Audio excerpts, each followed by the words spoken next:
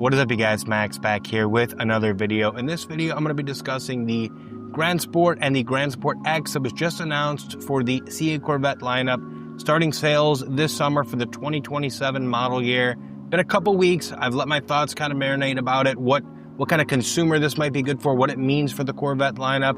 Wanted to have that discussion here in this video. It feels like the C8 Corvette just came out, but the reality is, started production in 2019, sales in 2019 for the 2020 first Corvette model year for the C8. It's been a little while, some time has gone by, and now there's a variety of different options that you can buy as a consumer for this car. You got your base model, you've got your E-Ray, you've got your 01, you got your Z06, now you got your Grand Sport X coming out, not to mention all the different trims within that.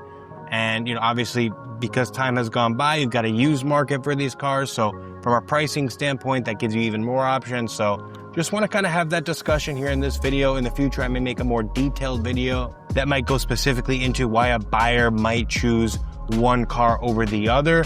But in this one specifically, we're going to be talking about the Grand Sport. So let's hop into it. The C8 Grand Sport is here, and I think while it is similar to what we may have been expecting, it has surpassed my personal expectations from the initial details. The Grand Sport has always been the middle ground between the base model and the Z06, and in this case that certainly holds true. We have seen it for the C2, C4, C6, C7, and now the C8. Even when purchasing my personal C6 Corvette that I own now, I had considered the Grand Sport because in theory it's the Z06 body, which is wider and more aggressive, but you get the engine that is in the base model. Now, this is obviously something that costs a premium, even on the used market, but you can see where the appeal comes from. But back to the C8. I want to mention some of the details that we know about this car, and in addition, think about what kind of buyer this might be a good fit for. To start, this new Grand Sport will feature the styling of the Z06 as mentioned before, but it will have a 6.7 liter V8 that is called the LS6. It produces 535 horsepower and 520 pound-feet of torque. The Grand Sport X is even more wild with the front-mounted electric motor, which will then total 721 total horsepower when all is said and done, and not to mention that one will be all-wheel drive.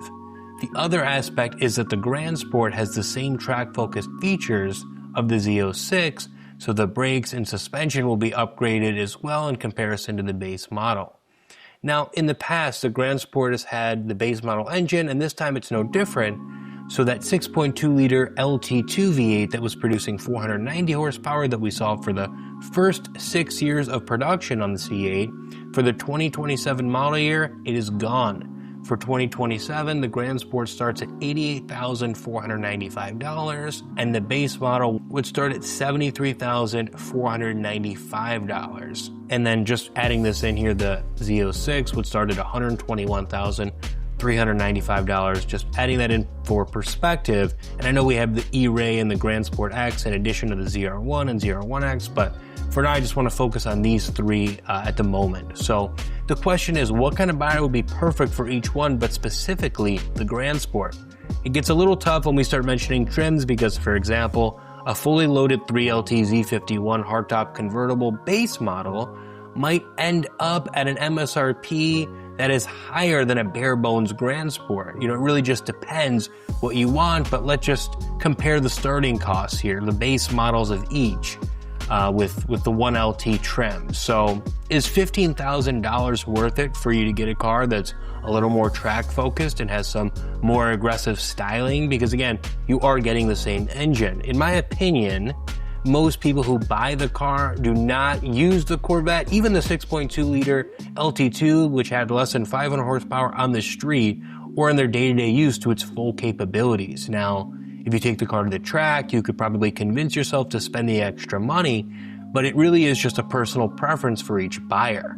I do think there is no bad choice here, and I really do believe that the Grand Sport is an amazing middle ground because I enjoy the aesthetic of the Z06 very much, and I believe the rather aggressive styling makes a difference in its appearance, even just for the casual person looking at the car. Now, I am curious as to what the market and demand on these cars will look like, and I'm sure this is better suited for another video, but with everything going on in the world, it will be definitely interesting to see.